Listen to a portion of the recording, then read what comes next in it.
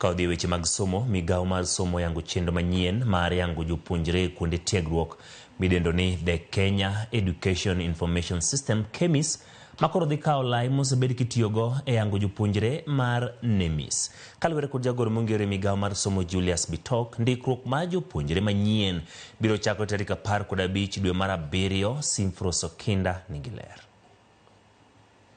En romo manokelo kanyakla jokanyo mopogore sekta mar somo, ma somo pare wi chenro manyien mar yango jopuonjre midendo ni the Kenya Education Information System kata KEMIS. Kaluwore kod jagoro mongirore mar somo Julius Bitok, paro mar loko chenro mar yango jopuonjre en achiel kuom paro manochiw kod aput manochuogi kod jatend piny e weche mag somo, kendo biro keto chenro mag somo e yo ma uyanga kendo mayot. The government is upgrading NEMIS, the National Education Management Information System, to Kenya Educational Management Information System. The current system NEMIS is 3.0.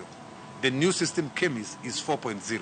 And we are really very excited to ensure that we are going to create portals for everybody, including the parents, including the partners, including the county directors of education, including everybody. Jakom mar komiti od bura wi somo Julius Meli mabende nochopo e romono oyango ni KEMIS ema dhi chiwo duoko ne chiedh nade duto mathoth ma osebedo e sekta mar somo. The universities, as we talk now, need money.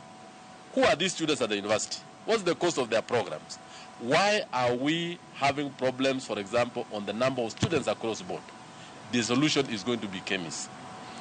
How many teachers do we want in this country? And what is the teacher-student ratio? What are we going to do with the issue of how many laboratories do we need? What is the ratio of all this information in terms of effectiveness on teacher-student ratio and the learning outcomes? Kochakore tarik 15 dwe mar 7, chenro mandiko jopuonjre manyien biro chakore, motelo ne yango chenro no ma ibiro tim dwe mar 9 koseteme kendo puodhe. Our plan is that by 1st of July 2025, we shall have KEMIS in place. However, NEMIS will continue on transitional basis for the next 1 year because we are going to run both systems for one year. So, but I'm happy to say that by 15th of July, we shall start enrolling learners afresh into KEMIS. Achiel kuom achiedh nade ma jopuonjre inyo bedo go e ndikruok e bwo chenro masani NEMIS en obok mag nyuol gima Bitok lero ni migawo no koro serieyo e bwo KEMIS. We have agreed that they are going to supply all the learners with a unique personal identifier called Maisha number. All learners will get that number, and that will be the primary number that is needed to join KEMIS. So, and they have assured us that it will be generated digitally, the number, the 9-digit number. And they have been doing it, but we now want to roll it all over the country.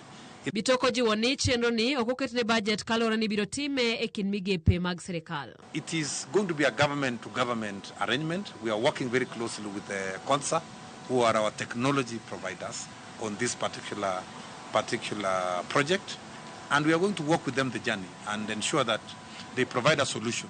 Our primary data center for KEMIS will be CONSA Technopolis, which already has a very big data center. Chenro manyien ni mar KEMIS kawo kar chenro masani mar NEMIS manochake higa mar 2017 kigeno ni KEMIS biro dino fuok duto mosebedo e bwo NEMIS. Simfros Okinda, Ramogi TV. Kapod ntiere weche mag somo, jotend skunde kaachiel kod board mag skunde mag piny owacho